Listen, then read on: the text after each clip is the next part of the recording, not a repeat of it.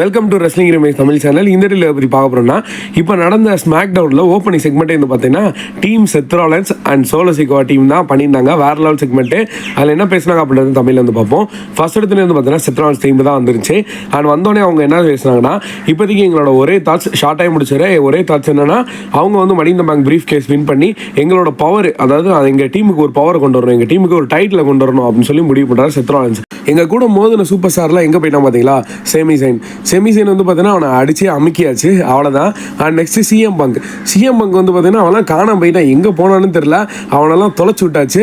அதுக்கப்புறம் Roman rhymes வந்து பார்த்தீங்கன்னா அவன்லாம் வரவே இல்லை. அவன் வந்து உங்களை பற்றி கவலைப்பட மாட்டான், யாரை பற்றியும் கவலைப்பட மாட்டான், ஃபேன்ஸு சரி, உங்களை பற்றி கவலைப்படுற ஒரே ஒரு ஆள் செத் ஃபிக்கிங் ராலன்ஸ் அப்படின்ற மாதிரி சொன்னதுக்கப்புறமா அங்கே வந்து சோலோ சிக்கோவோட டீம் வருது. வேற லெவல் மூமெண்ட்டுக்கு அதெல்லாம். சோலோ சிக்கோ வந்தோடனே இந்த டீம் செத் ராலன்ஸும் மொத்தமாக வந்து கலாய்ச்சி விட்றாரு.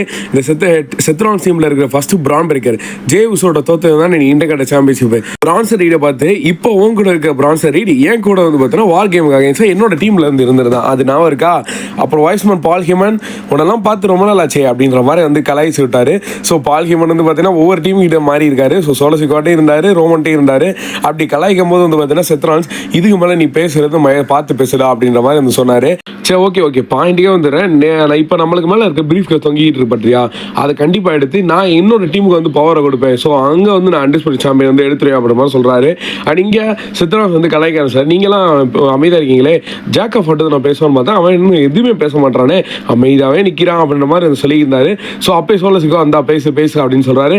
நம்ம ஜாக் ஆஃப் எப்பயுமே அமைதியாக இருப்பார்.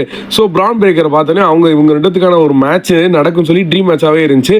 ஸோ ஃபேஸ் டு ஃபேஸ் நிற்கும் லிட்டரலி வேற லெவல். ஒரு ஸ்மாக் டவுன் மேட்ச் கன்ஃபார்ம் எதிர்பார்த்தேன். கடைசியில் எந்த ஒரு சண்டையாலும் அமைதியாக அந்த டீம் ரெண்டு டீம் வந்து கலந்து போயிருச்சு. பின்னாடி வந்து ஜிம்மி யூசோ ஜேசி அட்டாக் பண்ணுறாரு. ஸோ உங்களுக்கான மேட்சை அஃபிஷியலாக கன்ஃபார்ம் பண்ணி இப்போ வந்து மேட்ச் பண்ணிட்டாங்க. நெக்ஸ்ட் ஜான்சன் அகோடி செக்மெண்ட்டில் ரெடியாக இருக்கு நண்பா. தேங்க்யூ.